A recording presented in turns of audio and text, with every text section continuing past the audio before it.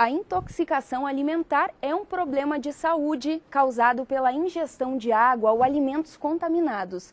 Pesquisas mostram que ela atinge por ano cerca de 13 mil pessoas. A contaminação pode ocorrer durante a manipulação, também o preparo, conservação ou armazenamento dos alimentos. E para falar um pouco mais sobre esse assunto e também sobre a importância de se hidratar o corpo, nós recebemos aqui no estúdio a nutricionista Jureci Machado. Seja muito bem-vinda ao PFTV, Jureci. Obrigada pelo convite. Imagina, os números são altos, né? 13 mil pessoas que adoecem pela intoxicação alimentar. São altos e também a gente leva em consideração que esses números eles estão subnotificados, porque a maioria da ocorrência das intoxicações alimentares ocorrem em residências e nem sempre os órgãos, os estabelecimentos de saúde ficam sabendo dessa ocorrência. Então, por isso que é importante quando as pessoas fazem ingestão de algum produto, de algum alimento, né, seja ele preparado na sua residência ou não, e mais de uma pessoa desenvolve os sintomas clínicos da intoxicação, que são acometidos por náuseas, vômitos, diarreia e principalmente a febre, é importante buscar o auxílio de um serviço de saúde, justamente para que seja notificado, né, a ocorrência desse problema. A gente comentava inicialmente das causas, então, né? Uma das principais é a má conservação, o preparo. Há outras também? Sim, principalmente a manipulação incorreta de alimentos, né? A asepsia incorreta é um dos fatores também bem agravantes. Nós temos, assim, no nosso organismo alguns focos de contaminação.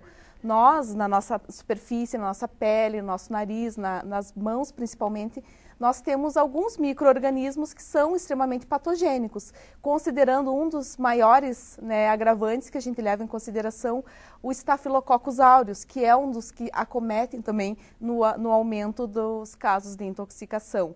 Então, por isso que lavar as mãos corretamente, higienizar corretamente a superfície dos alimentos que vão ser preparados é um fator importante. Mas a conservação também ele é extremamente eficaz, porque se você não acondiciona os produtos devidamente, né, de forma correta, isso vai fazer com que as bactérias, esses micro-organismos dos alimentos acabem se propagando e propiciem o processo de intoxicação.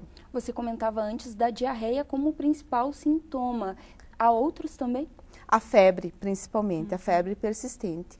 E quando o indivíduo ele não está devidamente hidratado, os sintomas clínicos vão ser mais graves. Então, nem sempre, na mesma família, no mesmo vínculo, né, todas as pessoas vão ter os mesmos sintomas. Tudo vai depender do grau de imunidade de cada indivíduo e principalmente do grau de hidratação de cada um.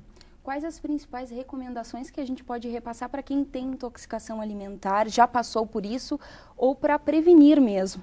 Bom, as estimativas são sempre o seguinte, que todo mundo em algum momento da vida já teve alguma intoxicação alimentar, mas principalmente quando iniciar os sintomas, é a primeira questão a hidratação. Somente a água não se torna eficaz, mas manter o nível de hidratação através de isotônicos, através de soro, água de coco também é um aliado, mas manter o nível de hidratação do organismo.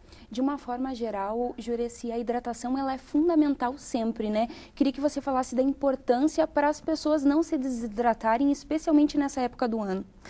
O verão é uma época onde a gente tem maior índice de desidratação, tendo em vista que o nosso corpo ele eleva a sua temperatura e com isso a gente elimina a nossa temperatura através da transpiração. Mas com isso a gente elimina também alguns eletrólitos, que são substâncias responsáveis pelo equilíbrio sanguíneo.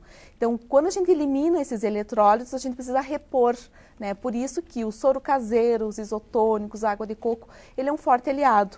Então, manter o nível de hidratação do organismo é manter todas as funções vitais em plena atividade. Então, quando nós perdemos muita água corporal, a gente corre também o risco de evoluir para um óbito.